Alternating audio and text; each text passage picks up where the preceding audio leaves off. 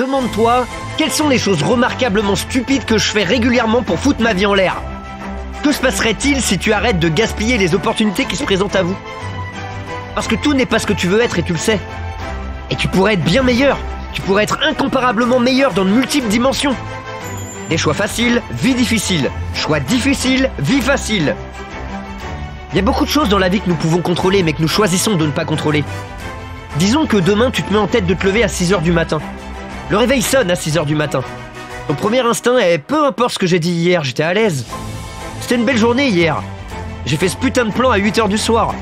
Maintenant, il est 6h du matin, je suis fatigué. Si tu appuies sur le bouton snooze, t'as perdu la guerre. Disons que tu te lèves à 6h45 parce que t'as fait plusieurs fois la sieste. Tu vas prendre ta douche, ta journée est en retard et tu te sens un peu coupable. T'as raté ta séance d'entraînement et t'es en retard au travail. Et devine ce que le monde va faire. Il va te foutre en l'air. Tu dois gagner la guerre le matin.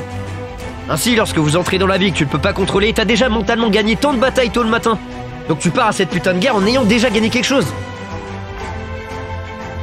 Mais vous ne partez pas à la guerre en étant vaincu.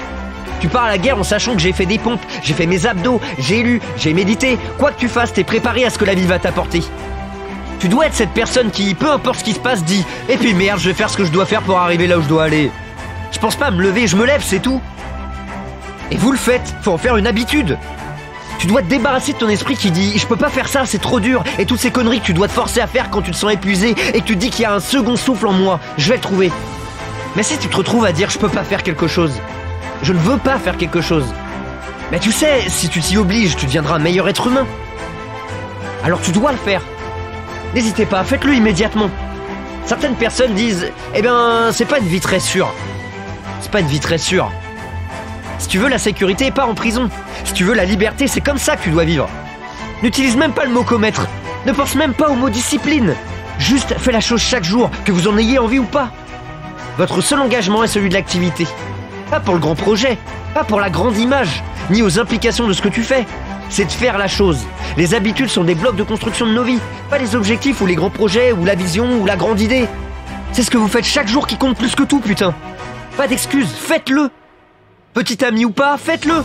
Fatigué ou pas, fais-le. T'as dit que t'allais le faire en sortant de ta bouche, t'es un homme maintenant. Et un homme est seulement aussi bon que sa parole, pas ses émotions. Tes émotions ne font pas gagner le championnat. Alors quoi que ce soit qui puisse t'empêcher de donner le meilleur de toi-même, le meilleur arrête ça, il s'agit de toi. De réapprendre à ton cerveau à comprendre que c'est un putain de processus que nous apprenons de la discipline et d'exécution et de compétition avec soi-même. Et si vous voulez dicter le succès que vous allez créer, tu dois apprendre à maîtriser les choses que tout le monde pense être sans importance.